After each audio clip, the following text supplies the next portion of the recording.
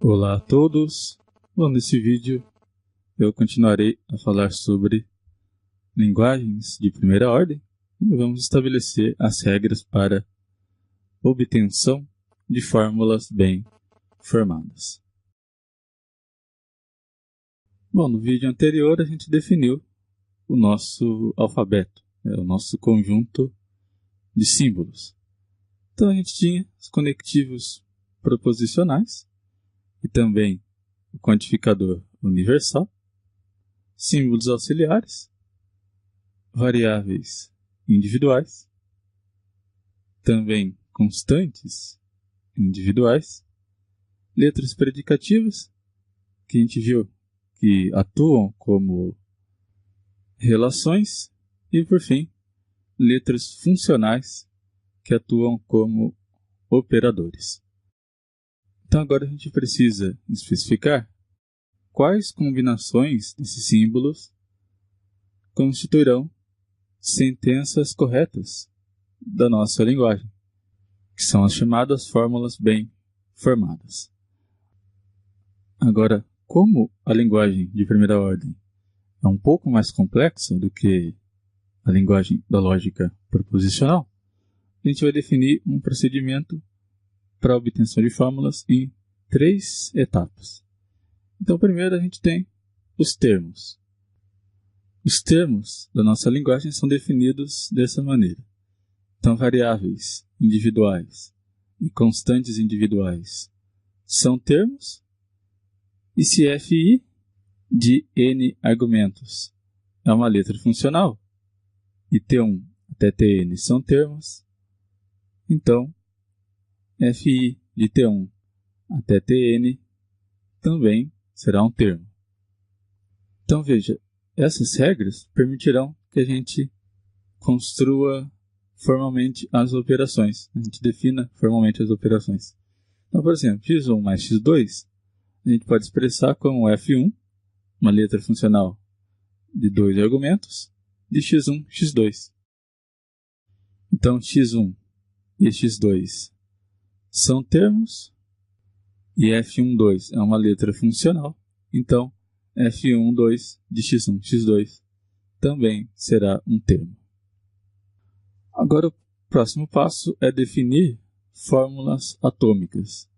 Então nessa etapa a gente vai adicionar agora as letras predicativas atuando sobre os termos. Então, a gente tem uma linguagem de primeira ordem. Se T1 até Tn são termos e AI de n argumentos é uma letra predicativa, então AI de T1 até Tn é uma fórmula atômica. Então agora a gente consegue expressar formalmente as relações. Então, por exemplo, x1 mais 1 é menor ou igual a x1 vezes x2. Então veja, a soma a gente pode representar por uma letra funcional. Então fica com f1, de 2 argumentos, de x1 e a1. Esse a1 é uma constante individual que representa o número 1. Então isso é menor ou igual a f2, agora eu preciso de uma outra letra funcional para representar a multiplicação. E essa letra também é de 2 argumentos. Então fica com f2 de x1, x2. Então o que a gente tem? A gente tem variáveis individuais e constantes individuais. Pela definição 1, são termos. E f1 e f2 são letras funcionais. Então, também pela definição 1, toda essa expressão é um termo também. E agora essa relação de menor ou igual eu posso expressar por uma letra predicativa, A1, por exemplo, de 2 argumentos. Então, o que a gente obtém aqui é, finalmente, uma fórmula atômica. Agora, finalmente, a gente pode definir o que é uma fórmula bem formada. A gente pode chamar de simplesmente fórmula. Então, veja. Primeiro, toda fórmula atômica é uma fórmula bem formada. E se A e B são fórmulas bem formadas, então negação de A e A implica B são fórmulas bem formadas. Finalmente, se A é uma fórmula bem formada e x uma variável individual, então para todo x, A também é uma fórmula bem formada.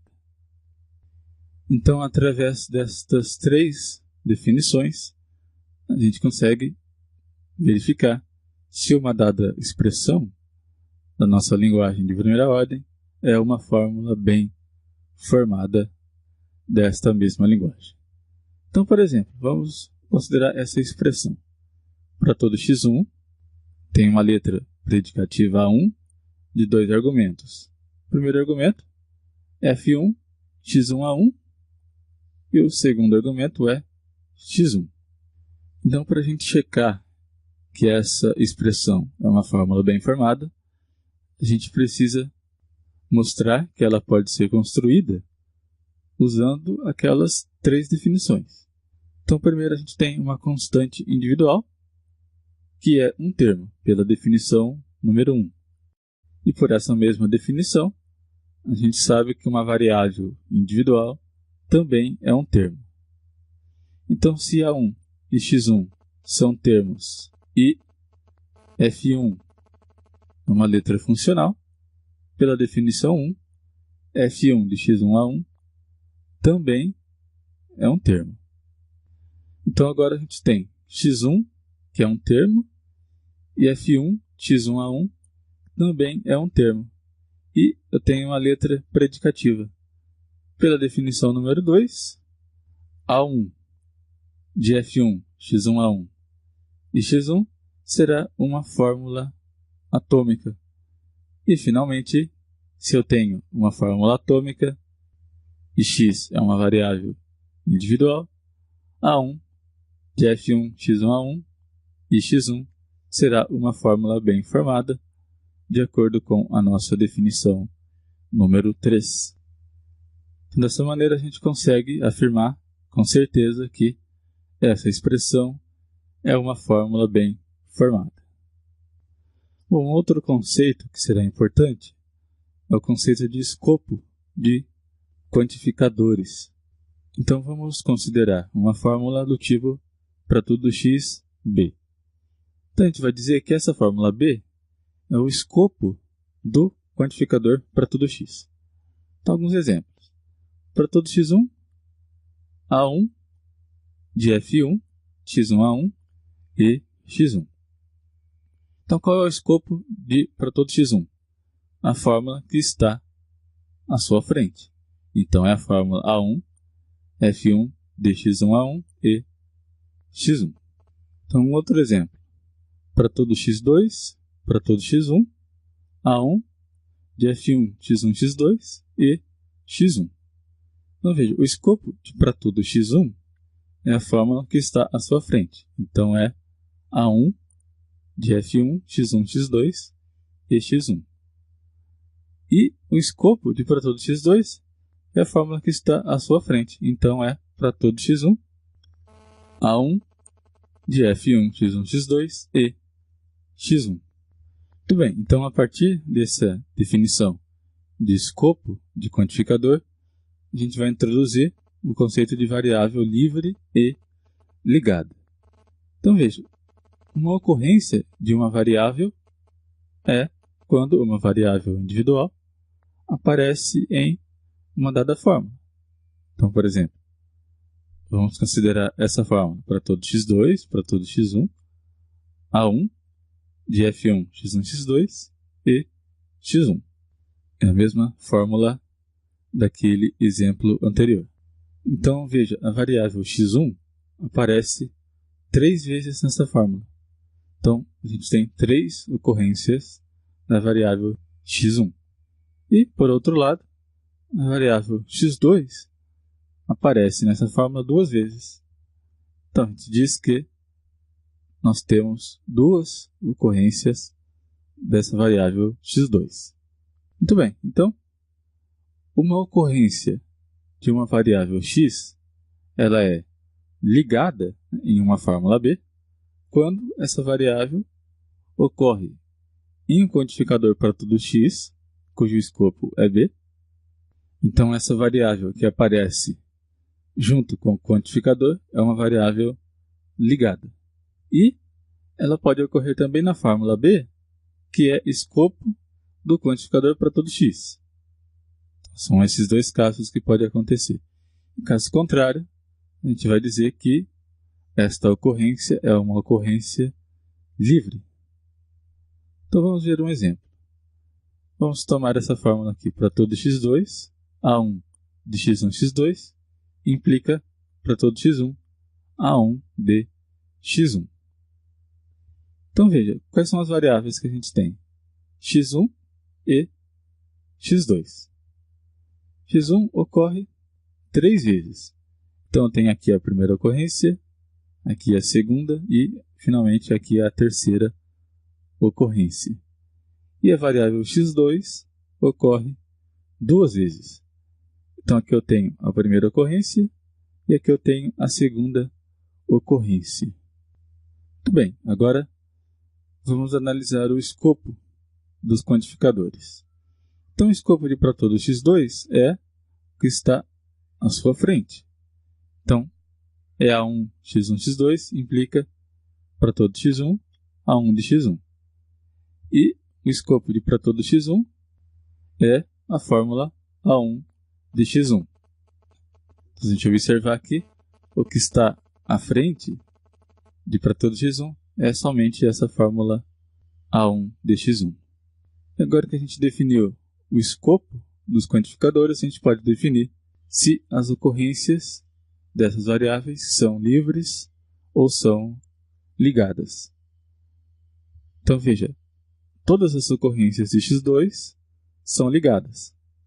Então essa primeira ocorrência ela está junto com o quantificador universal e a segunda ocorrência aparece em uma fórmula que é escopo de um quantificador para todo x2. Então essas duas ocorrências são ligadas. Agora, se a gente for observar as ocorrências de x1, a gente vai ver o seguinte. A primeira ocorrência é livre e as demais são ligadas. Então, veja, aqui está a primeira ocorrência de x1. Essa ocorrência se dá numa fórmula que é escopo de um quantificador para todo x2. Então, essa variável x1, essa ocorrência é livre.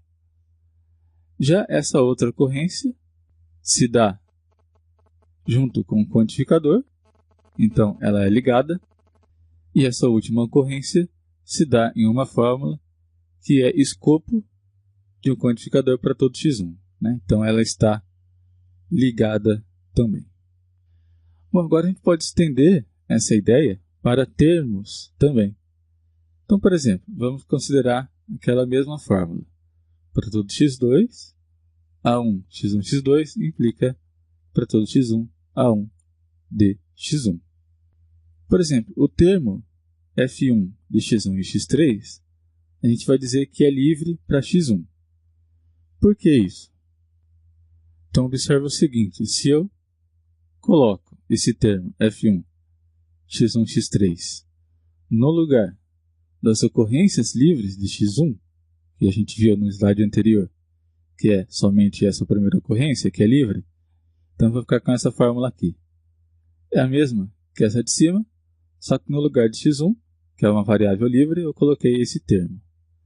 Observe que quando eu coloco esse termo nessa fórmula, eu não introduzo nenhuma variável ligada. Então, quando eu fiz essa substituição, eu introduzi duas variáveis individuais, x1 e x3. x1 ela é livre, porque ela está numa fórmula que é escopo de para todo x2, e x3 também é livre, pelo mesmo motivo. Essa ocorrência aparece no escopo de um quantificador para todo x2. Portanto, a gente vai dizer que esse termo é livre para x1. Significa que eu posso substituir esse termo no lugar das ocorrências livres de x1 sem introduzir variável ligada. Ou, dito de outra maneira, todas as variáveis que eu introduzi são variáveis livres. Vamos ver um outro exemplo. Vamos tomar essa fórmula agora. Existe x3, tal que para todo x2, A1 de x1, x2 implica para todo x1, A1 de x1. Nesse caso, o termo f1, x1, x3 não é livre para x1. Então vamos fazer o mesmo procedimento. Vamos colocar esse termo no lugar das ocorrências livres de x1. Então, nessa fórmula, somente essa ocorrência de x1 é que é livre, né? Porque ela ocorre em uma fórmula que é escopo de x3 e também de x2.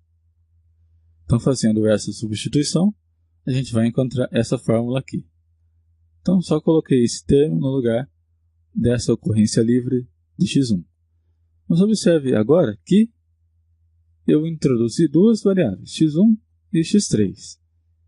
Mas veja que nesse caso, a gente introduziu uma ocorrência, no caso de x3, que é uma ocorrência ligada, né? Porque essa ocorrência se dá em uma fórmula que é escopo de um quantificador em que aparece x3. Então, quando eu fiz essa substituição desse termo no lugar das ocorrências livres de x1, a gente introduziu uma variável que não é livre. Portanto, esse termo não é livre para x1. Em relação, é claro, a essa fórmula considerada. Só uma definição final. Quando todas as variáveis de uma dada fórmula são ligadas, a gente vai dizer que essa fórmula é uma fórmula fechada. Então, por enquanto é isso. A gente já desenvolveu praticamente toda a parte sintática de uma linguagem de primeira ordem. No próximo vídeo, nós iremos definir um aparato dedutivo, né? Isto é, axiomas e regras de inferência, que, juntamente com uma linguagem de primeira ordem, constitui uma teoria de primeira ordem. Então, até o próximo episódio.